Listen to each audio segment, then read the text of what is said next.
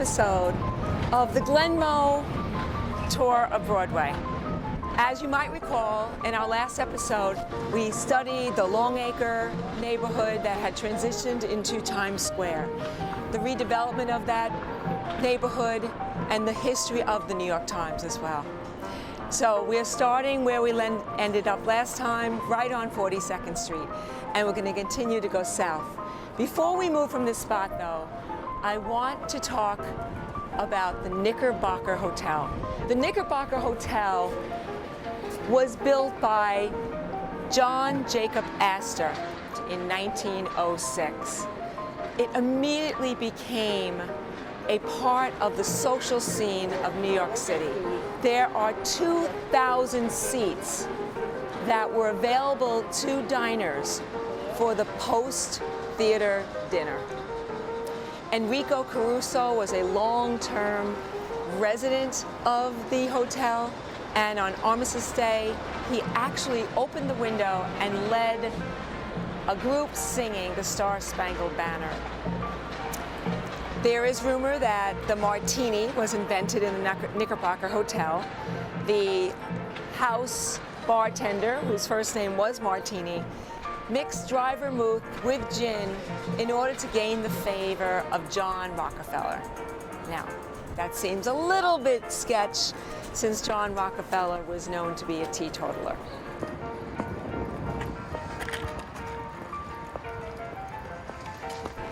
This is the site of the old Metropolitan Opera House. It opened in 1883. It was the most prominent opera house in the city.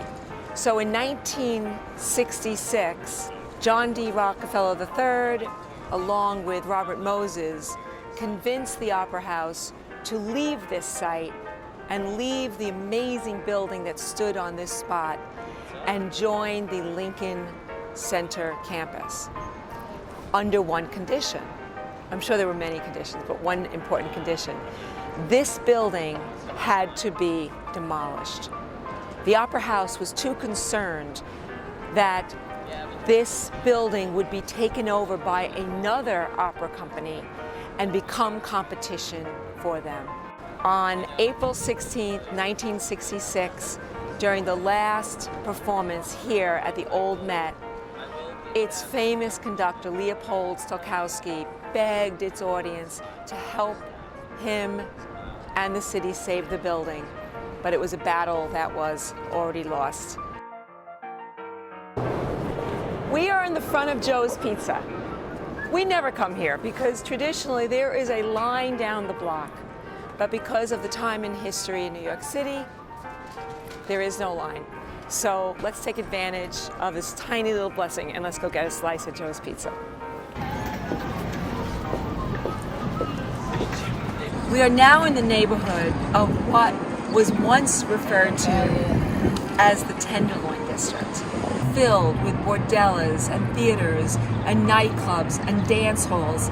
The term was coined in 1876 by a police captain who had transferred here from a quieter district. And because of the amount of bribes and money on the street, because there was so much vice that you had to look the other way, he went from eating chuck beef to being able to afford tenderloin. Now, it's also perceived that the term tenderloin refers to the tender loins of the prostitutes in the area.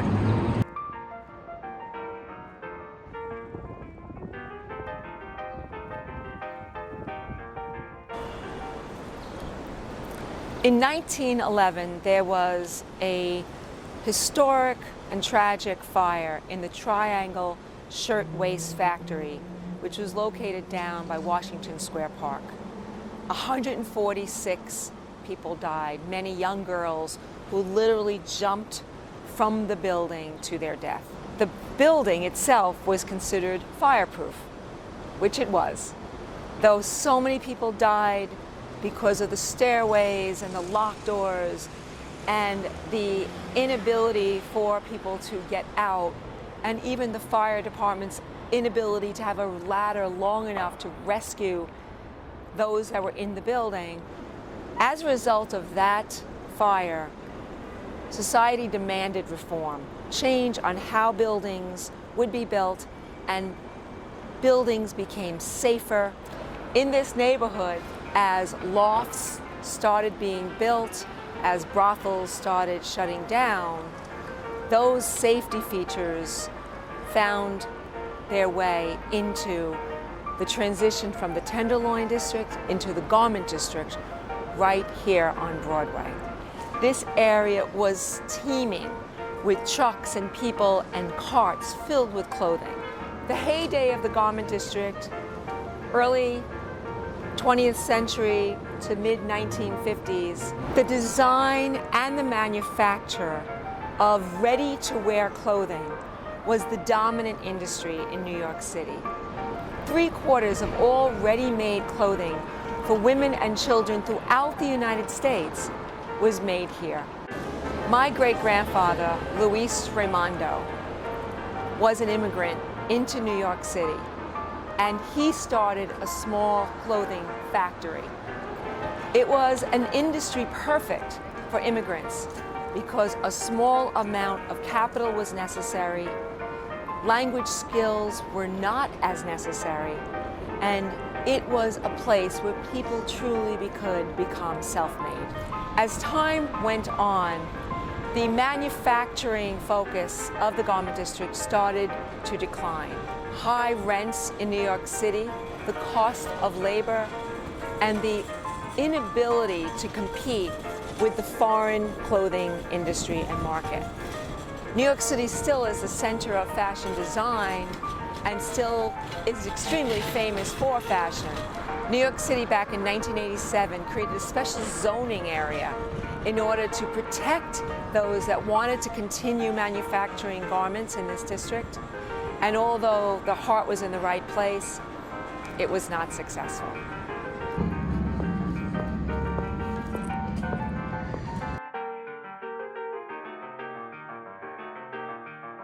Right off of Broadway is the Fashion Tower. It is polychrome terracotta ornaments. It has images of peacocks that represent women's fashion. And over the 6th floor are panels that alternate women who are admiring themselves in the mirror with women holding cotton spools.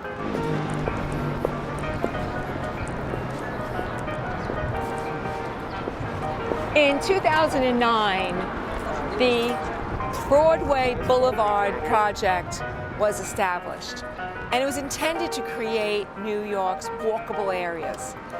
Between 35th Street and 33rd Street, the area was completely closed to car traffic, and tables are out, bike riders are here, and walkers are free to enjoy this area.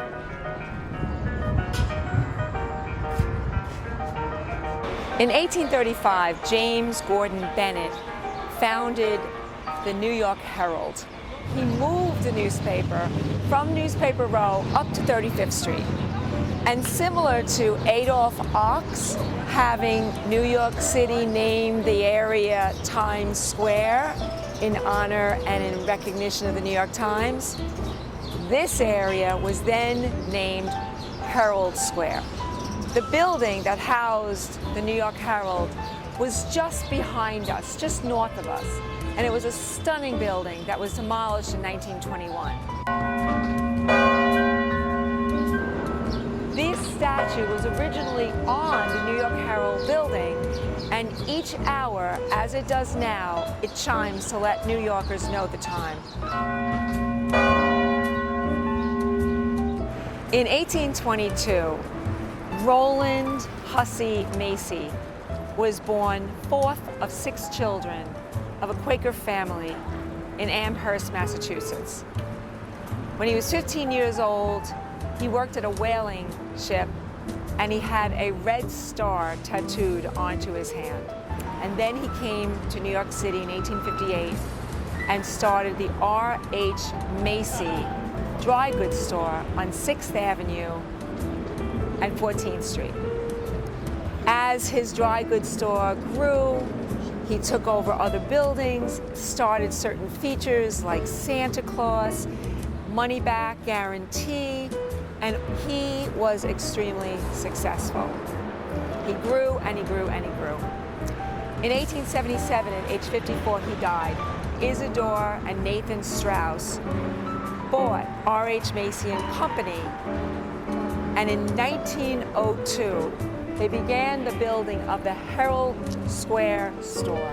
From 1902 all the way to 2002 was the largest department store in the world.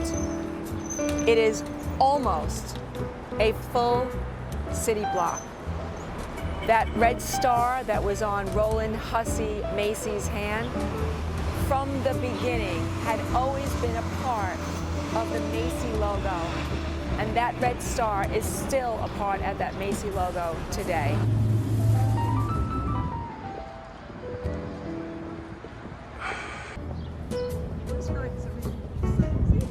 This is the statue of Horace Greeley, the founder of the Tribune. He was born in New Hampshire in 1811, wanted to find his fortune, and came to New York in 1833. By 1841, he founded the newspaper. He also believed that people can make their own way in the world, and he advocated for those in the city that was struggling, especially with the Depression, to go west. So the term "Go West, Young Man" was coined and popularized by Horace Greeley. So we're going to end our visit today here at the end of Greeley Square, 32nd Street and Broadway. So I hope you enjoyed today's visit, and we'll be back next time. Bye-bye.